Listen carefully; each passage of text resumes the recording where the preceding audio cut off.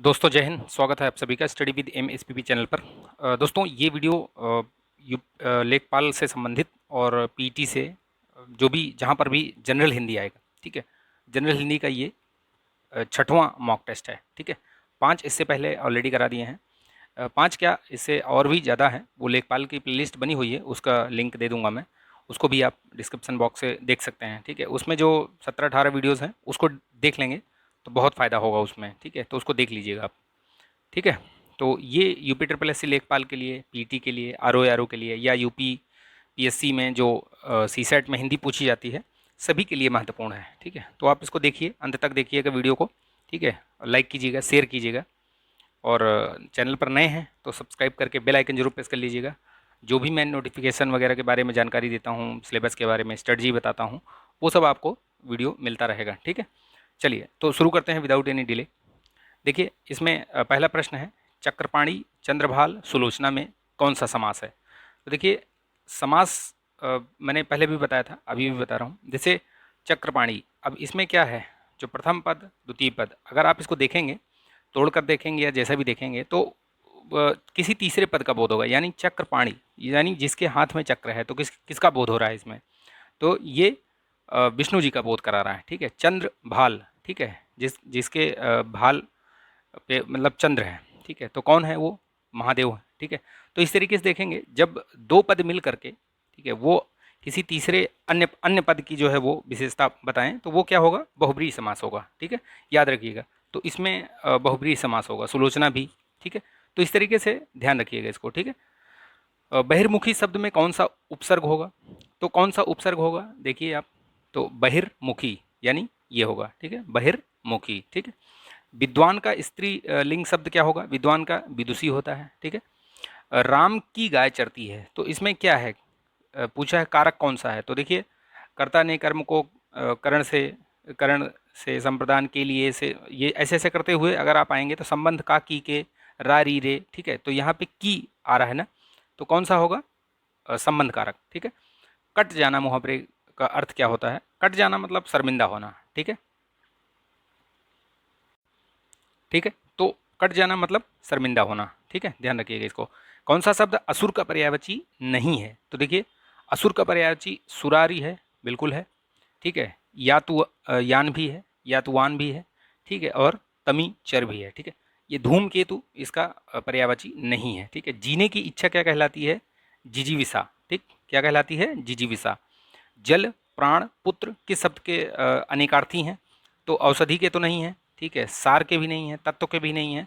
जल, प्राण, जीवन, ये सब जीवन के जो अनेकार्थिक शब्द हैं, ठीक है।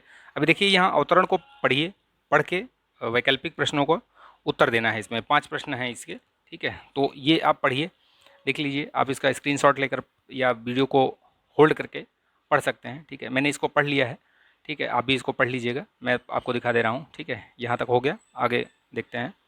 वीडियो को पॉज करके पढ़ लीजिएगा आप और उत्तर दीजिएगा आप, ठीक है।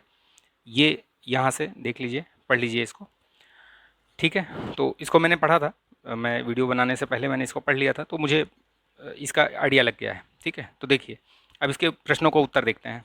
देखिए क्या दिया है, उपयुक्त गद्यांश का शीर्षक क्या है। तो ये इसमें जो गद्यांश का शीर्षक है वो भीड़ की शक्ल, ठीक है, जब आप पढ़ेंगे तो पता चल जाएगा उसमें, ठीक है।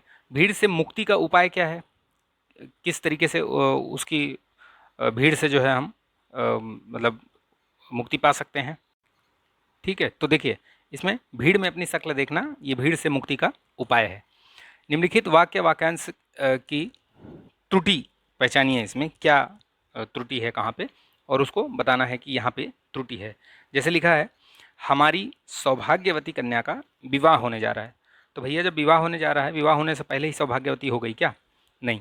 तो यहाँ पे सौभाग्यवती कन्या वाला जो पार्ट है वो गलत है। यहाँ पे सौभाग्यवती नहीं, आपने देखा होगा जो चिट्ठी या निमंत्रण वगैरह आती है ना, तो उसमें लिखा रहता है ना, आयुष्मान, आयुष्मती, ऐसे करके लिखा रहता है ना, तो वो अगर लिखा होता तो सही होता, ठीक है। यानी गलत पूछा है तो सौभाग्यवती कन्या नहीं होगा, आयुष्मती कन्या या ऐसे करके होगा, ठीक है। निम्नलिखित शब्दों में शुद्ध शब्द का चयन कीजिए। देखिए अमावस्या ऐसे लिखा जाता है क्या, नहीं, ये वाला सा होगा, ठीक है। परिशिष्ट होता है, ठीक है, ठ नहीं। और ये स्वास्थ्य होता है, आधा था य, ठीक है, स्वास्थ्य। घनिष्ठ ठीक लिखा है, ठीक है।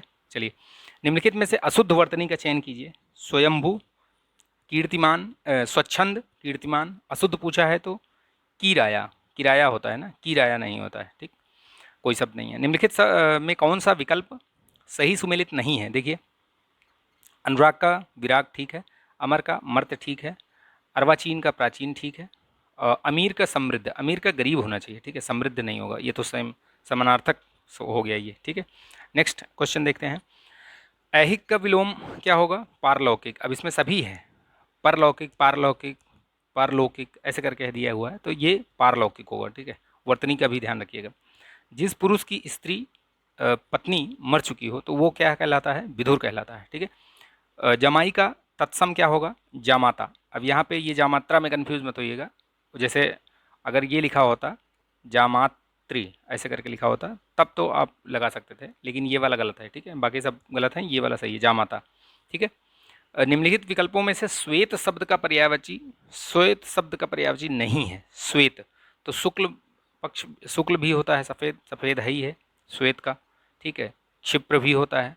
धवल, धवल जो है ये नहीं है शब्द इसका, क्योंकि धवल मतलब उजला होता है, उजला, ठीक है, सफ़ेद का पर्याय नहीं है ये, ठीक, ध्यान रखिएगा इसको। कई बार कंफ्यूज होकर आप क्षिप्र या नहीं पता तो क्षिप्र लगा देंगे, लेकिन ध्यान रखिएगा धवल अलग चीज़ है।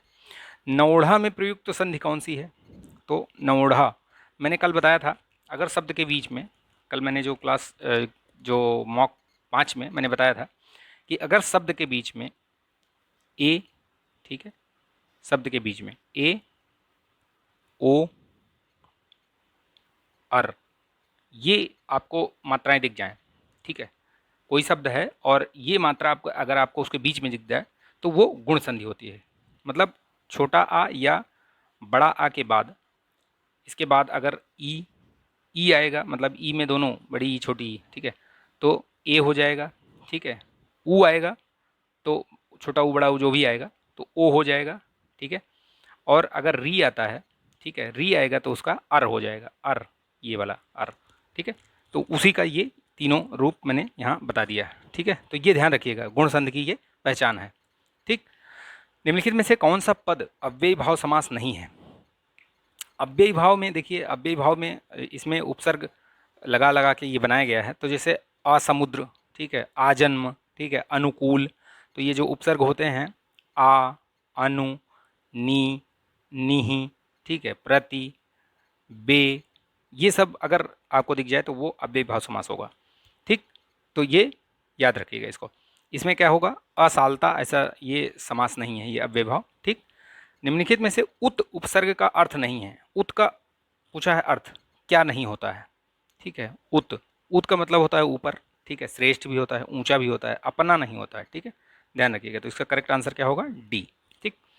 लिंग की दृष्टि से दही क्या है? थोड़ा ये मतलब आप कह सकते हैं कंट्रोवर्शियल टाइप का है, लेकिन हाँ ये है कि इसको पुल्लिंग मानते हैं, बोलते हैं ना कि दही खट्टा है, दही जम गया, ठीक है, ऐसे करके बोलते हैं, तो ये पुल्लिंग मानिए आप इसको, ठीक है। काल के कितने प्रकार होते हैं? तो 3, ठीक है, प्रेजेंट, पास्ट, फ्यूचर ऐसे करके, ठीक। बांझ क्या जाने प्रसव की पीड़ा, यानी कि जिस पर बीतती है वही जानता है, ठीक है। अखरोट शब्द का तत्सम क्या होगा? अखरोट का क्या होगा? अक्षोट, ठीक है। तो ये मैंने आपको 25 प्रश्न करवा दिए, ठीक है, 25 प्रश्न मैंने करवाए हैं, बहुत महत्वपूर्ण हैं, इनको देखिए, 2 बार देखिए, 1 बार मतलब 3 बार देखिए, प्रैक्टिस कीजिए। ये जो प्रश्न मैंने आपको करवा दिए, अगर इस तरीके के प्रश्न अगर ये आएँ और ये गलत हो गए तो फिर आप मतलब आपका देखने का कोई फ़ायदा नहीं होगा। इसलिए आप इसको देखिए, नोट्स बना लीजिए या बार बार इसी को देख के आप प्रैक्टिस कर लीजिए, ठीक है, तो आपको बहुत फ़ायदा होगा इससे। और इस तरीके के मैं करीब 10 से 12 टेस्ट करवा दूंगा आपको, तो आप मान के चलिए कि 250 से 300 प्रश्न तो आपके ऐसे ही बहुत जल्दी जल्दी कवर हो जाएंगे, ठीक है। अभी एग्ज़ाम 24 जुलाई को है, वैसे तो पता नहीं होगा नहीं होगा, वो बात की बात है, जब तक कि एडमिट कार्ड नहीं आ जाएगा, लेकिन ठीक है, जब आएगा देखेंगे उसको। लेकिन अभी आप प्रैक्टिस करते रहिए, पढ़ाई करते रहिए, ठीक है। तो चलिए मिलेंगे नेक्स्ट वीडियो में, तब तक के लिए अपना ध्यान रखिए, स्वस्थ रहिए, मस्त रहिए, बिंदास रहिए। जय हिंद।